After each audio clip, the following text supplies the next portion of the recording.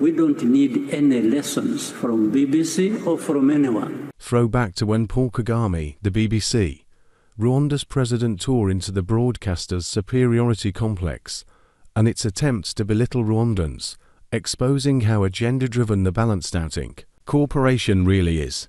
The BBC's habit of making allegations it can't substantiate was again on display during a recent interview with Twitter CEO Elon Musk, who left his interviewer red-faced by challenging him to stump up examples of a claimed rise in hate speech on the platform. Those from the north who always assume where BBC comes from, who always think they are the face of values, the rest have to follow. It's a big mistake. It's not true. We have values too.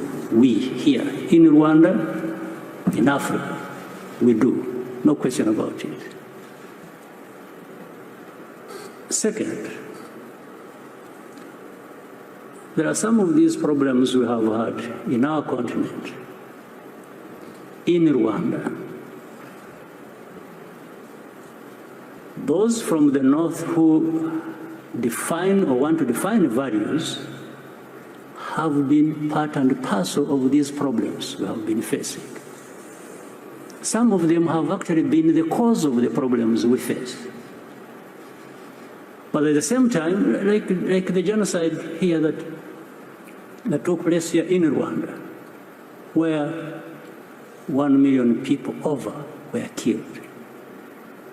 Well, I remember, if your memory serves you well too, I'm not inventing anything. The debate that went on at the UN, it was like, these developed rich countries, those who define values, simply took it like, these are just Africans killing each other. These debates were in the open. But you think that is true?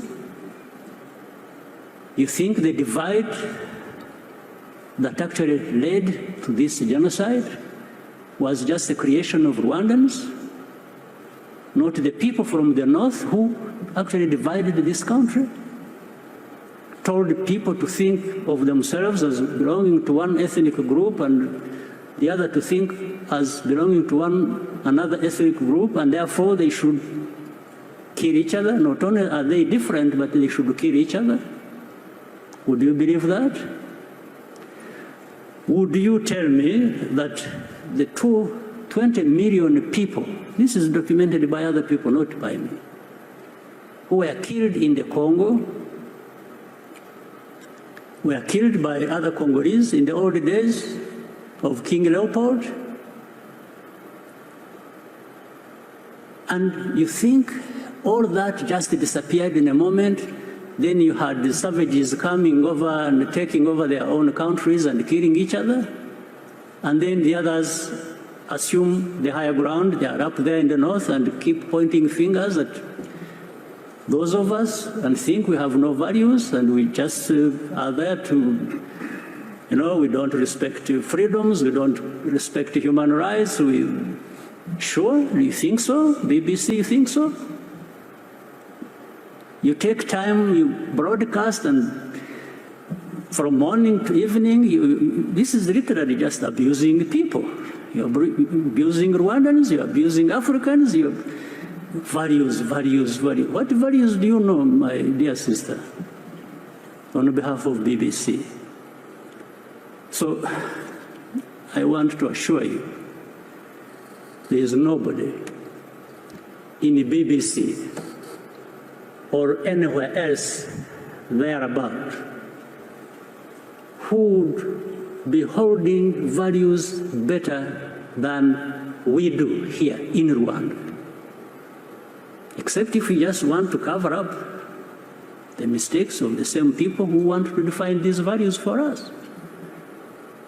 Or really tragic mistakes of things they have caused. So when you're saying that, you may tell somebody else, people who don't have time to think or who don't have a history, that where they have struggled with these complications, yes, they will. But here, those of us who have faced what we did, who have gone through what we did, we take our responsibility.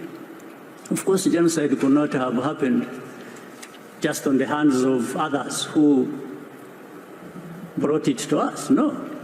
We, Rwandans, have a responsibility. We have our share of the blame for it. But there are others who should take responsibility for that. So I just want to let you know that these issues of upholding values and so on, as far as I'm concerned, as I know, as far as Rwandans are concerned,